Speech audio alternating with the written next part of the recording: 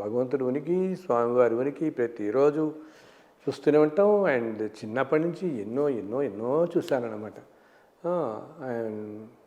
నేనున్నాను అని. ఏంటంటే మనం ఎంత కష్టపడుతున్నా కష్టాల్లో ఉన్నప్పుడు గబుక్కుని న్యాచురల్ భగవంతుడు ఉన్నాడా, నిజంగా ఉంటే ఇన్ని కష్టాలు పెడతాడా మనకి, మన ఇంటి ధర్మంగా ఉన్నాం, అది ఎవరికైనా సహజం. ఓకే, కానీ ఏంటంటే నేను చెప్తాను అందరికీ, మనం ఈ ఈ జన్మ కాదు, ఏదో జన్మలో ఎక్కడో ఏదో చేసుకుని ఉంటాం, దానికి అనుభవిస్తూ ఉంటాం. సో భగవంతుని ప్రార్థించడం వల్ల మనకేమవుతుంది, అవి తట్టుకునే శక్తి ఇస్తాడు ఆయన తప్పకుండా. అండ్ తొందరగా పోగొడతాడు. మనం కనుక డే టు డే లైఫ్లో ధర్మంగా నలుగురికి సహాయం చేస్తూ, మనం ఎవరిని పరుషంగా మాట్లాడకుండా, ఎవరిని నిందించకుండా, ఎవరిని హర్ట్ చేయకుండా ఇట్లా ఉంటూ మన పని మనం చేసుకుంటూ పోతూ ఉంటే, ఏదన్నా పూర్వజన్మ కర్మల వల్ల మనకి కష్టాలు జరిగినా భగవంతుని మీద నమ్మకం పోగొట్టుకోకుండా ఇవి చేస్తూ ఉంటే మాత్రం తప్పకుండా భగవంతుని మనని కరుణిస్తాడు, బయట పడేస్తాడు అని నేను ఎన్నో చూశాను. నా ఎక్స్పీరియన్స్లో ఎన్నో చూశాను. ఏంటంటే ఈరోజు మనం అనుకుంటాం, కానీ 4 ఏళ్ళ తర్వాత తెలుస్తుంది, అమ్మో నిజంగా ఆ రోజు అంత అనుకున్నాం, భగవంతుడు లేడనుకున్నాం, ఈరోజు బయటపడి ఇంత బాగున్నాయి మనం ఆ రోజుకి ఏం చెప్పేసి ఆ రోజు అలా అనుకున్నాం అని. అలా ఎన్నో సంఘటనలు చూశాను తల్లి. ఒకటి కాదు కదా, ఎన్నో సంఘటనలు చూశాను, ఎన్నో సంఘటనలు చూశాను అనమాట. ఒకటి మీకు చెప్తాను. సో నిన్న అనుకోండి, ఒకసారి మేము చెప్పాను కదా, నేను చాలా కంపెనీలకు లోకల్ చేస్తాను, చిన్న పెద్ద లేకుండా అందరికీ కూడా. బట్ నాకు ఎందుకు మొదటి నుంచి కూడా 2 విషయాలు చాలా భయం. ఒకటి ఏమిటి, మనీ ఒకటి చాలా భయం, పవర్ ఒకటి భయం. పవరు, పొజిషన్స్ ఇటువంటివన్నీ చాలా భయం. అండ్ ఎందుకంటే మనుషులు యాక్చువల్లీ కలియుగంలో మనుషులందరినీ మాయ కప్పేసేది డబ్బే. ఓకే, డబ్బు కోసం మనుషులు ఏమి అన్నదమ్ములు, అక్కచెల్లెలు, తల్లిదండ్రులు ఏమీ కూడా చూడరు, స్నేహితులు ఎవరిని వాళ్ళని కూడా మనం అనలేము. ఇప్పుడు కాలం మహిమది. కాలం మహిమ ఏంటంటే ప్రధానంగా అంత కప్పేస్తుంది ఆ మాయ వాళ్ళని. ఇంకా ధనమే అన్నట్టుగా దానికోసం ఎంతకైనా తగ్గించేయచ్చు, ఏదన్నా అన్నట్టుగా ఉంటారు. అందుకని అందుకు నేను చెప్పాను కదా, నేను కష్టాలు ఎన్నో పడ్డాను ఒక టైంలో. ఆ టైంలో నేను చాలా పెద్దవాళ్ళకే లోగోలు చేశాను. లోగోలు ఏమిటి, పేర్లు ఇవ్వటం, లోగోలు చేయటం. అండ్ నాతో చాలా అభిమానంగా కూడా ఉండేవాళ్ళు, కానీ వాళ్ళకి ఎవ్వరికి నేను చెప్పను కూడా లేదు ఇది నా పరిస్థితి అని. అలాగా ఒకసారి 90లోనే మేము చాలా కష్టపడ్డాం ఒక టైంలో. ఓకే, అప్పుడు ఎంత దగ్గర చివరికి మా స్నేహితుడి దగ్గరే ఒకతని దగ్గర ఒక 20,000 రూపీస్ నేను లోన్ తీసుకున్నాను. 20,000. చాలా స్నేహితుడు, నాతో పాటు పనిచేసే స్నేహితుడు. అండ్ కానీ మాకు ఇంకా ఫైనాన్షియల్గా కష్టాలు చాలా ఎక్కువైపోయి రకరకాల ప్రాబ్లమ్స్లో పడిపోయి 3-4 సంవత్సరాలు అయినా కూడా నేను ఇంట్రెస్టే కడుతున్నాను, కానీ ఆ 20,000 నేను ఇవ్వలేకపోయాను అసలుకి.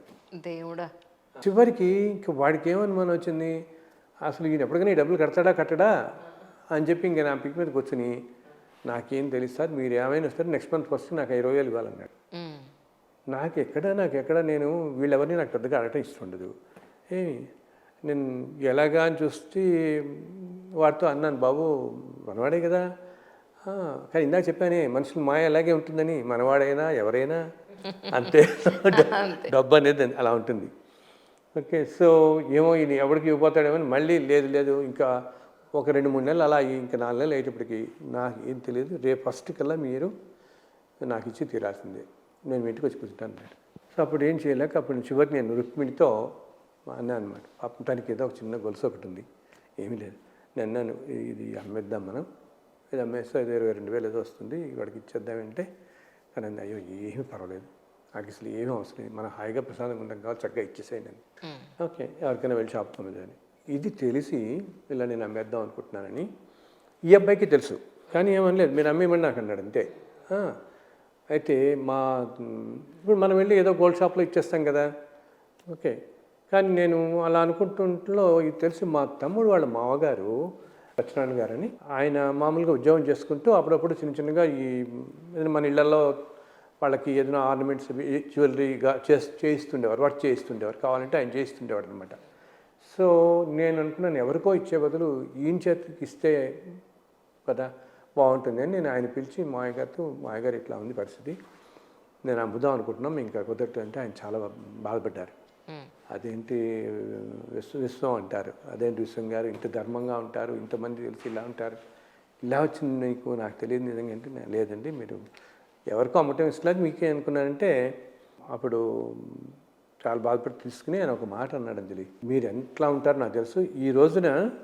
సో ఆయన మా ఇంటికి వచ్చారు ఆ రోజు, వచ్చి అన్నారనమాట, చాలా చాలా బాధ అనిపిస్తుంది విశ్వం గారు నాకు ఇలా రుక్మిణి ఇట్లా ఇది రావటం, కానీ నేను చెప్తున్నాను చూడండి 4-5 ఏళ్ళు అయిన తర్వాత మీరే దీనికంటే రెట్టింపు చేయిస్తారు రుక్మిణికి, నేను చేస్తాను మళ్ళీ నా చేతులతోనే నేను చేస్తాను చూడండి మళ్ళీ మీకు అన్నారు ఆయన. Okay okay. సో అలాగే తర్వాత కాలంలో నెమ్మదిగా పరిస్థితులు బాగుపడిన తర్వాత ఆయన చేస్తే చేయించాము, మళ్ళీ చేయించాం.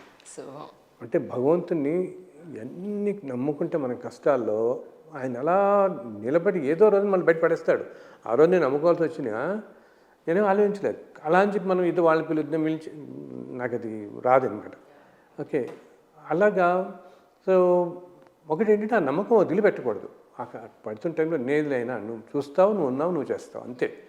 నువ్వు ఉన్నావు, నువ్వు చేస్తావు అనుకోవాలి.